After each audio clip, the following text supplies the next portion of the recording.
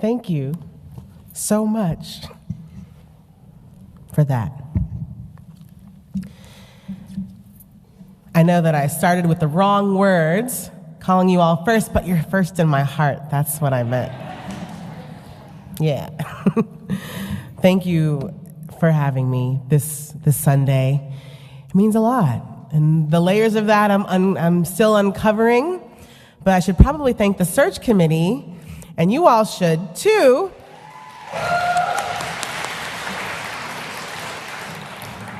And next Sunday, I hope you have all of the treats for them and all of the appreciations that just keep coming, because they have been laboring hard all year and before that, on behalf of you all. So I wouldn't be there without them and you all.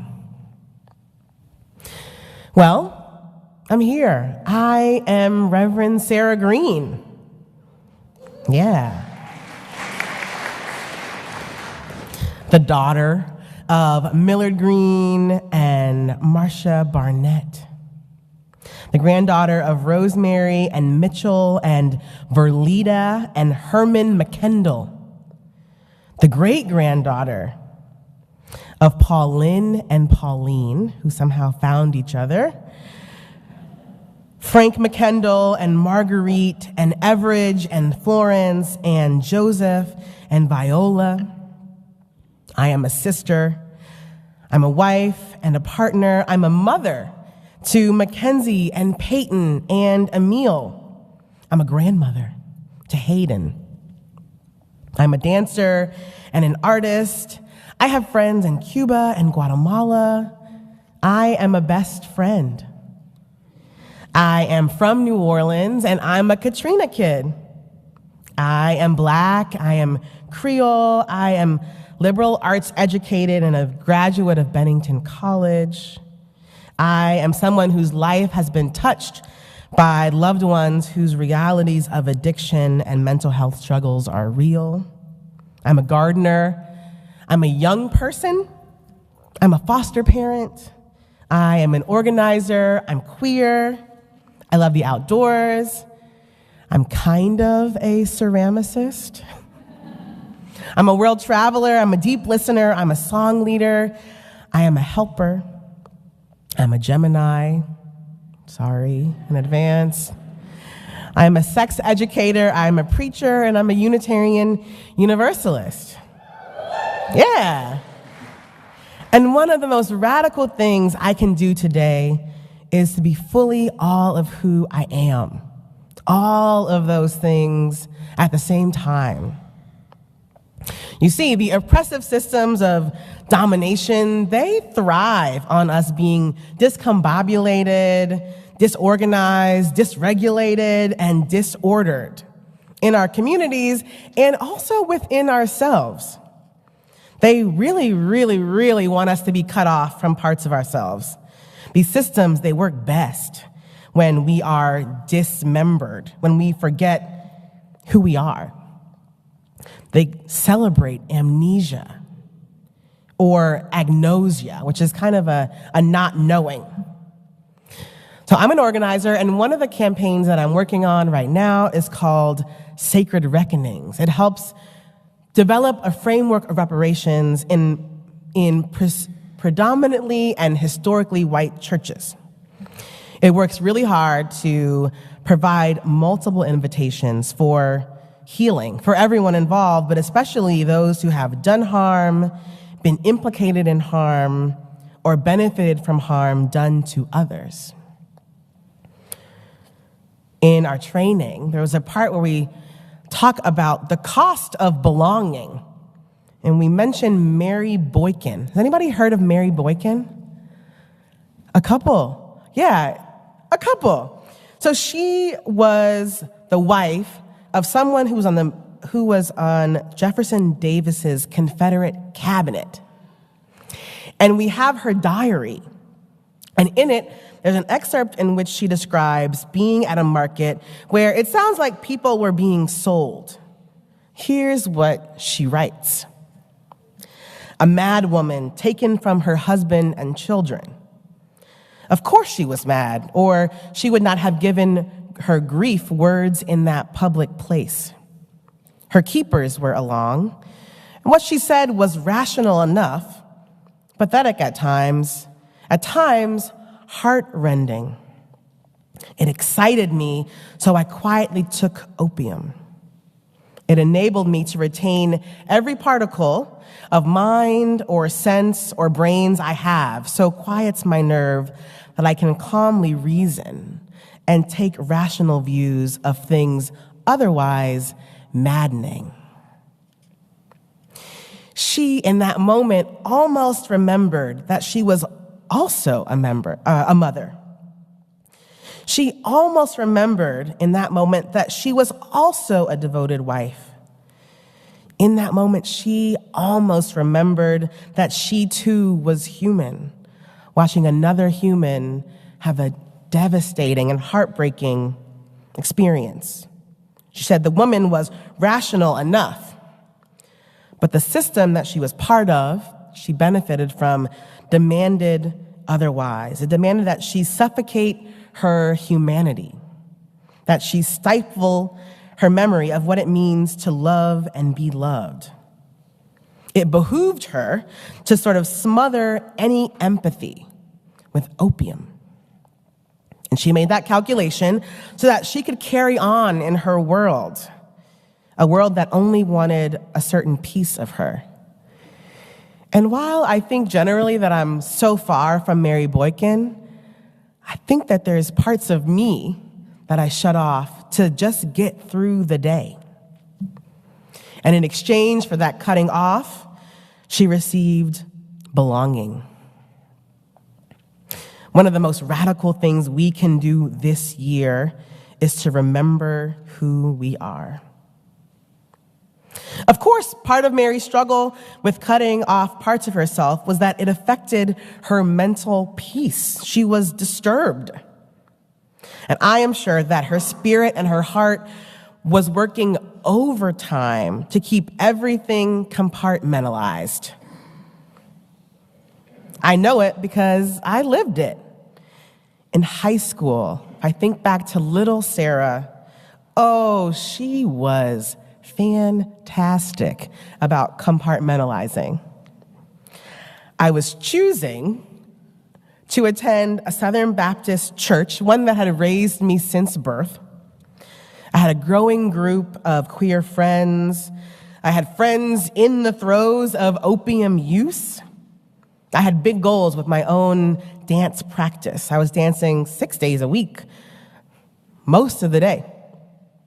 And everything was in its place, like a mise en place. You have chefs in the room, and nothing was touching. Ne'er the two shall meet.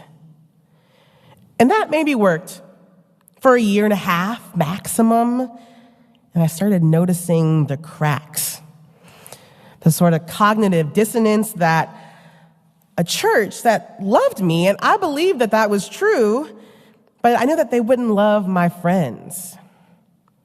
It was wearing on my spirit, and there was nothing that would fix it. There was no arrangement of the puzzle where I could make it all work. I had to, as writer Byron Katie hints at, I had to stop arguing with reality.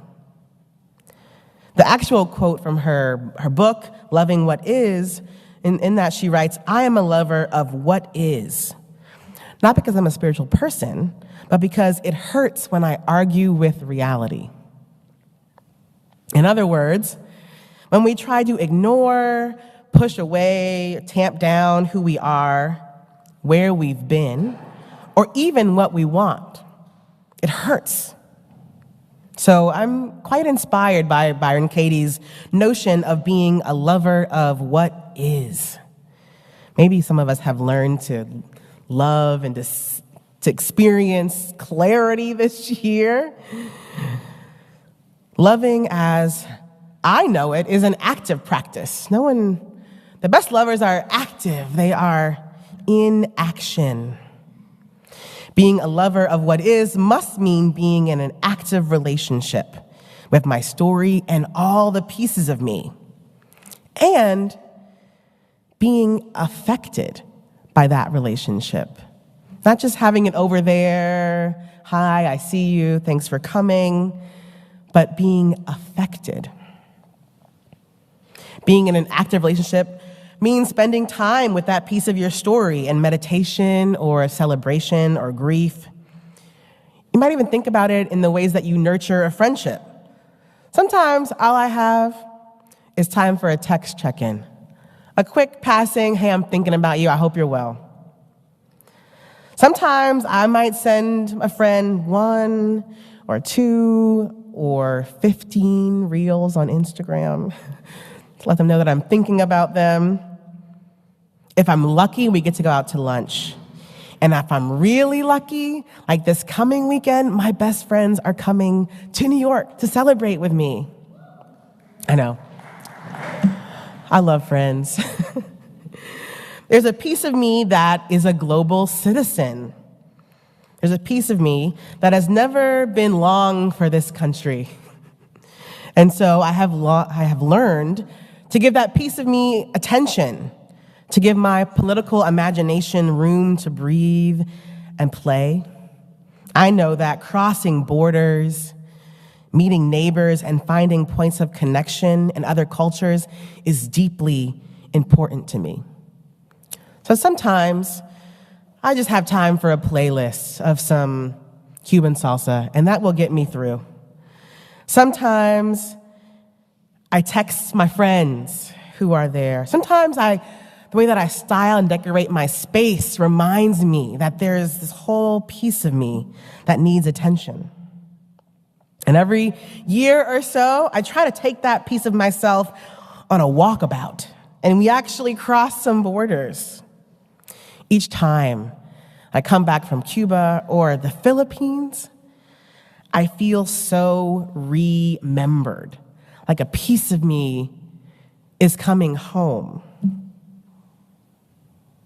I remember that I myself are more geographical features than political lines. I'm more of a member of a global majority than I am of a U.S. citizen when it really comes down to it. And that I'm more accountable to the people disappeared, harmed, and eliminated by neo-colonialism and imperialism than to those dominant systems themselves. I am more of a helper, a comrade, an accomplice to liberation than an ally to any empire. That's how I get remembered. Amen. I feel reconnected, rededicated, recommitted to my humanity, to make a different choice than Mary Boykin, to choose empathy. The most radical thing we can do this year is be full and complicated human beings. There's a lot at stake. One of the things I know about this season that we're in is that either we're struggling or everyone around us is struggling.